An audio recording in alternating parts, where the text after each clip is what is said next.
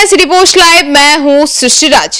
बिहार के सासाराम से आज महागठबंधन की वोट अधिकार यात्रा शुरू होने वाली है और इसी में अब संबोधन शुरू हो चुका है और इसी बीच कन्हैया कुमार जो है वो लोगों के बीच गरजते नजर आ रहे हैं और उन्होंने बहुत से नारों का भी बात करते हुए जनता को बोला है कि यह नारा अब गली गली में गूंजना चाहिए। क्या है यह पूरा मामला और कन्हैया कुमार ने जो जनता के बीच यह बात रखी है, इसके ऊपर विस्तार में जानकारी देने के लिए हमारे साथ उपस्थित हैं सिटी पोस्ट लाइव के मैनेजिंग एडिटर मुकेश कुमार सिंह। तो सर, क्या है ये कन्हैया कुमार जो इतने एक्शन में दिख रहे हैं, जो नारे लगाए जा रहे हैं, ये नारे क्या हैं और लोगों के बीच में वो जो संदेश दे रहे हैं, इसके मायने क्या हैं? देखिए, महागठबंधन का यह बड़ा कार्यक्रम है जी। और इस बड़े कार्यक्रम को एक तरह से लीड कर रहे हैं राहुल गांधी जी। और कन्हैया कुमार को आज तो 17 तारीख है ना, कन्हैया कुमार को राहुल गांधी ने पहले ही 14 अगस्त से ही जो है जिम्मेवारी दी है कि पूरे देश भर में उनको घूमना है। ये जो वोट की चोरी हो रही है, इसको लेकर के कन्हैया कुमार को राहुल गांधी ने पहले ही बड़ी जिम्मेवारी दे दी है।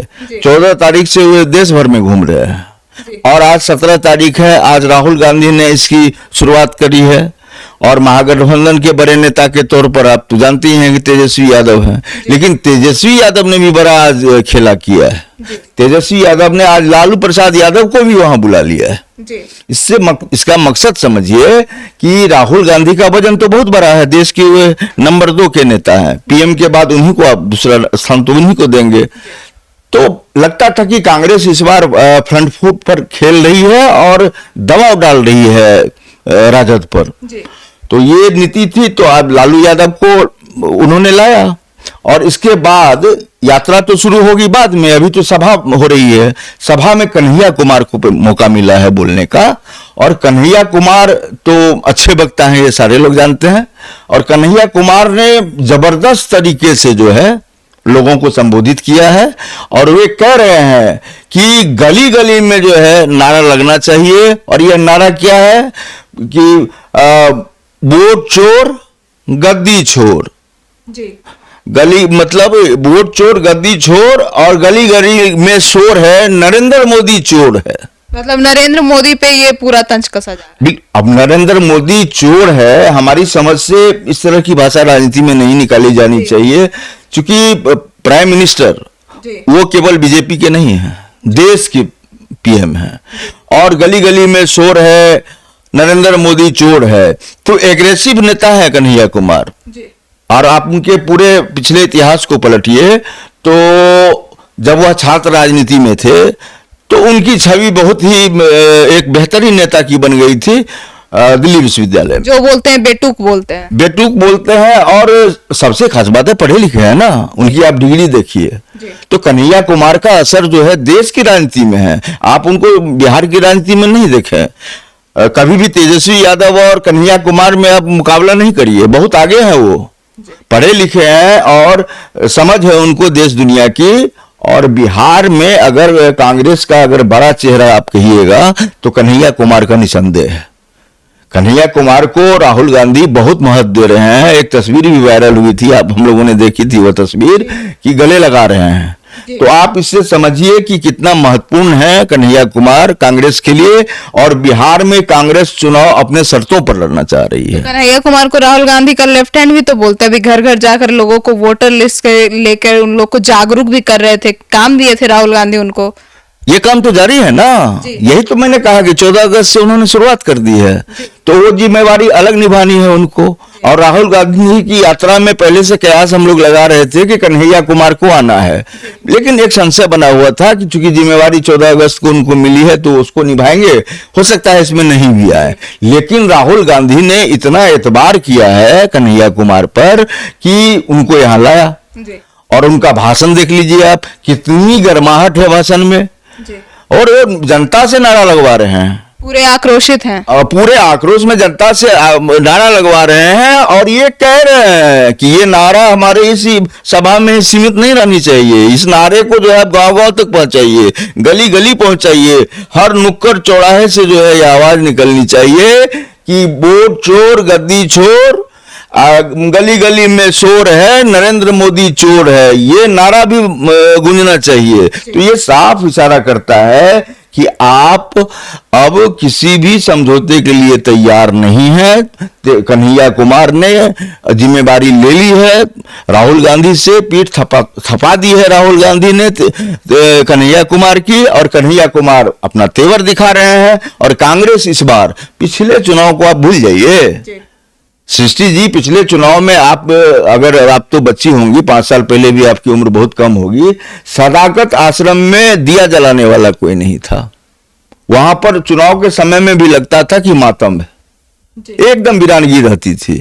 लेकिन ये कृष्णा अरोड़ा वरु जब से यहाँ आए और सदाकत आश्रम को जो उन्होंने गुलजार किया है, रोज ऐसा लगता है कि पार्टी कार्यालय जो सदाकत आश्रम है, जो कभी 1 2 4 5 आदमी के लिए तरसता था, भीड़ खचाखच रहती है और नेताओं का आना जाना लगा रहता है। इस बार तो देखिए ना, टिकट के लिए जो किस तरह से इंटरव्यू हो रहा है जी। तो कांग्रेस क्या करना चाह रही है आखिर बिहार में? कांग्रेस मजबूती से बिहार विधानसभा चुनाव तो लड़ना ही चाह रही है। इसके बाद निशाना है 2029 लोकसभा पर। इस बार राहुल गांधी कोई कोर कसर नहीं छोड़ेंगे, इसीलिए जनता में पकड़ बना रहे हैं। बिल्कुल, आप देखिए ना, कांग्रेस देखिए जनाधार कम हो गया, लेकिन कांग्रेस तो देश की सबसे बड़ी पार्टी है जी। और जनाधार कांग्रेस का कौन सा है?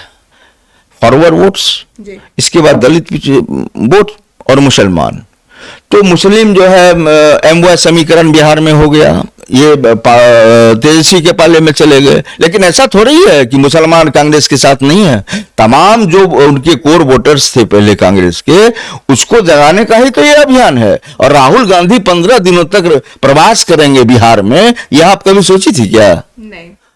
जो आदमी हमेशा हवाई जहाज से उड़ता हो, एसी के बड़े कमरे में बैठ करके जिंदगी बिताया हो और विदेश की यात्रा ज्यादा कर रहा हो, वह बिहार में आकर के ग्रामीण इलाकों में जाएंगे और रात्रि विश्राम भी करेंगे। ये पदयात्रा करेंगे। हाँ, और पदयात्रा कितना है? 130 किलोमीटर तक का कड़ा है कि ये पदयात्रा होगी। और ये पदयात्रा का मकसद है कि मैसेज देना चाहते हैं राहुल गांधी कि आपका जो मत देने का अधिकार है, क्योंकि आप मताधिकार को बहुत बड़ा अधिकार मानिए। हमारे आपके वोट से ही जो है कोई विधायक या सांसद बनता है, तभी जाके राज्य में मुख्यमंत्री बनते हैं और देश के पीएम बनते हैं।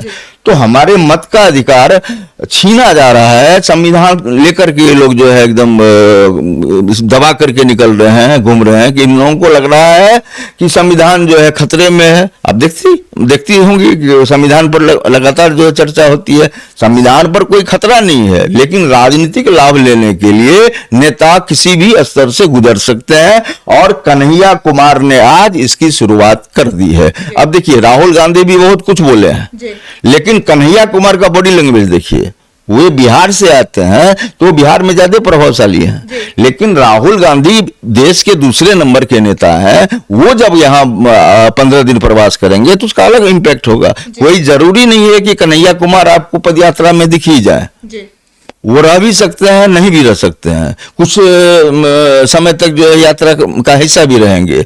ये संभावना है कि वो राहुल गांधी के साथ रहेंगे, लेकिन लगातार रहेंगे इस पर कोई ऐसी जानकारी नहीं है। अब ये देखिए कि कन्हैया कुमार को जो यहाँ पर रथ पर बैठने वाली बात आपने देखी होगी, ये कार्यक्रम में आपने देखा था ना कि कन्हैया कुमार महागठबंधन के कार्यक्रम में जो है रथ पर बैठने की कोशिश की तो उन्हें उतार दिया गया, रथ पर बैठने नहीं दिया गया। पप्पू यादव को भी नहीं चढ़ने दिया गया। तो अब आप ये समझिए कि कन्हैया कुमार ने उस बात को भी बड़ी हल्के अंदाज में लिया कि कोई ऐसी बात नहीं है। और पप्पू यादव ने तो कह दिया कि ऐसा कुछ नहीं है, हम कांग्रेस के लिए कुछ भी करने के लिए तैयार हैं। तो आप देखिए कि कन्हैया कुमार तो फिट हो गए, अब उनको सेट कर दिया राहुल गांधी ने, उनकी पीठ थपथपा दी, और काम दे दिया ना, उनकी जिम्मेवारी तय कर दी गई। लेकिन पप्पू यादव की अभी तक जिम्मेवारी तय नहीं हुई है। तो अब आगे देखना है, कुछ सीमांचल में उनका भी जनाधार काफी है। तो कन्हैया कुमार और इधर पप्पू यादव, तो पप्पू यादव को जो जिम्मेवारी मिलेगी वो हम लोग बाद में देखेंगे। लेकिन जिस तरीके से आज कन्हैया कुमार ने आगाज किया है, भाषण में जो गर्माहट थी और जिस लहजे में, देखिए बॉडी लैंग्वेज का बहुत महत्व होता है। आप किसी भी क्षेत्र में रहेंगे, खासकर राजनीति में, आप क्या बोल रही हैं, आपका लहजा कैसा है, कनेक्टिविटी कैसे होगी, कोऑर्डिनेशन कैसे होगा जनता से, ये सारा दिखता है। तो कन्हैया कुमार ने आज जो आगाज किया है वह बेहतरीन अंदाज में किया है, लेकिन नारेबाजी जो हो रही है उसमें शब्दों का चयन सही नहीं है, ये हमें लग रहा है। और लेकिन उन्होंने तो कुछ सोच समझ करके ही ऐसे शब्दों का प्रयोग किया है। विपक्षी दल तो यही करते ही हैं। विपक्षी दल यही करते हैं। हम लोगों, वही तो मैं कह रहा हूं कि आपको जिस चीज से फायदा होगा आप उसी चीज को अपनाएंगे। आपको जो अच्छा लगता है खाने में वही खाती हैं। तो आपको तो देखना है ना कि हम क्या बोलेंगे, कौन सी बात जनता के बीच में बोलेंगे जिसका फायदा हमको वोट में होगा। सीधी सी बात है, कन्हैया कुमार जो है वे कोई कोर कसर आज के बयानबाजी में नहीं छोड़े हैं। उन्होंने जनता को बेहतरीन संदेश ये देने का प्रयास किया है कि आप जागिए और आइए, घर घर से नारा जो है लगना चाहिए कि वोट चोरी के खिलाफ, कि वोट चोर गद्दी छोर, गली गली में शोर है, नरेंद्र मोदी चोर है। यानी कि नरेंद्र मोदी को पूरी तरह से कटघरे में खड़ा नहीं करेंगे तो फिर ये लोग सीट कैसे ज्यादा जीतेंगे बिहार में। अभी तो केंद्र की सरकार दूसरी बननी नहीं है, बदलनी नहीं है, 29 में जो है चुनाव है। तो आरोप लगाएंगे नरेंद्र मोदी पर, टारगेट पर लेंगे नरेंद्र मोदी को, इलेक्शन कमीशन को। क्या कह रहे हैं ये लोग कि इलेक्शन कमीशन जो है बीजेपी की बी टीम है। आरोप तो लग ही रहा है, लेकिन इलेक्शन कमीशन तो स्वतंत्र संस्था है, उस पर किसी की पकड़ नहीं है। जैसे ईडी है, सीबीआई है, उसी तरह इलेक्शन कमीशन है। तो कन्हैया कुमार ने जो बयान आज दिया है, जो बोला है, जो नारा लगाया है, उसकी गर्माहट यह बताती है कि कांग्रेस काफी ताकतवर दिख रही है बिहार में, और बिहार चुनाव में कोई कोर कसर नहीं छोड़ना चाहती है। कांग्रेस कोई कमी नहीं छोड़ना चाहती है, किसी तरह का समझौता नहीं करना चाहती है, और अपने पांव पर बिहार में कांग्रेस खड़ा होना चाहती है। तो सुना आपने कि क्या कुछ इस पूरे मुद्दे पर कहा। और अब बिहार वोट अधिकार यात्रा जो होने वाली है, इसके संबोधन में कन्हैया कुमार काफी आक्रोशित दिखे हैं। तो अब हमने आपको वीडियो भी दिखाया है शुरू में, जब कन्हैया कुमार ने संबोधन में किस तरीके से लोगों को बताया। तो इस पर आप क्या सोचते हैं, हमें कमेंट सेक्शन में जरूर बताइएगा। तो फिलहाल इस खबर में इतना ही। आगे की खबरों के लिए देखते रहिए सिटी पोस्ट लाइव। तब तक के लिए धन्यवाद।